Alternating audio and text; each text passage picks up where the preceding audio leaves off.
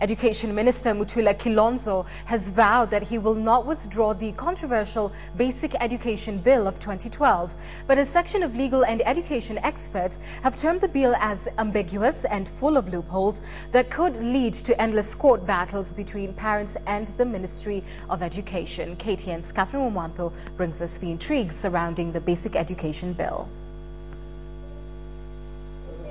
Every day is a learning day for the Mundia children. Surprisingly, the 4 children who have exceptional interpersonal skills have never seen the inside of a school classroom. We felt homeschooling was best suited to our beliefs and to our values, and what we believed was a proper understanding of education of our children, and that is a holistic approach to the human person.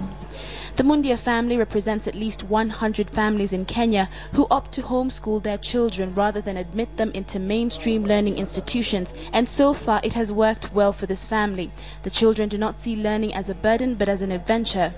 Unfortunately, today's education looks at standardizing everyone. Everyone is supposed to conform. So we've pigeonholed children, labeled them based on age, and we fail to respect the individuality of every human person.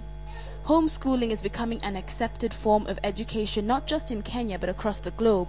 However, the proposed Basic Education Bill of 2012 seems to reject homeschooling. That homeschooling is not explicitly stated as a form of a school, which is weird, because the task force report on the realignment of the education sector, according to the Constitution, had clearly stated in its report homeschooling had been worded as homeschooling, but this one doesn't have it.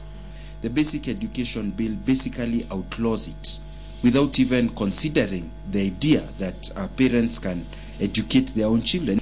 There is no explicit mention of homeschools in the proposed bill, but in Part 4, Article 2 of the proposal, it states that a parent who fails to take his or her child to school that is registered with the Ministry of Education shall be committing an offence. This means that parents like Tom do not have a say on the type of education their children can and will receive.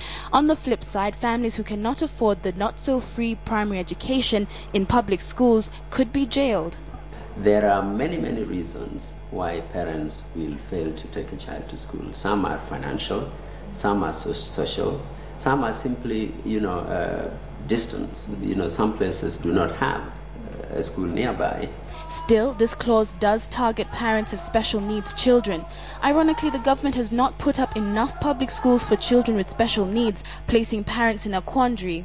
What the government should be doing is putting in place systems for enabling such parents to access education, not criminalizing the situation of such parents. Though the bill has already passed the second reading in Parliament, education stakeholders are not happy with the directives it imposes, such as the fact that the government shall control both public and private schools by using management boards.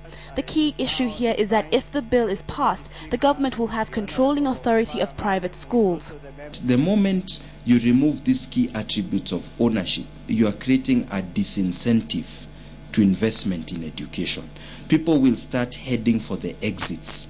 Anybody thinking that the bill is designed to frustrate the private sector, because there are some people who are saying that we want to scale out the private sector, are grossly mistaken.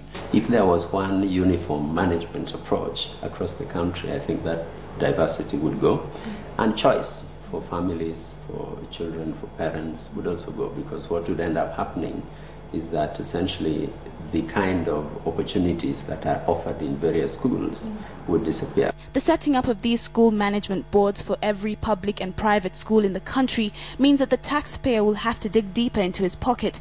Here is how. If the country has about 50,000 public and private schools, the government will have to make up 50,000 management boards for each school, each made up of 10 people who will be drawing allowances. The bill also scraps admission fees and admission tests to any school, while at the same time no school administrator shall turn away a pupil or student based on gender or age. The ambiguity means that a girl who wants to go to an all-boys school shall not be turned away, and vice versa.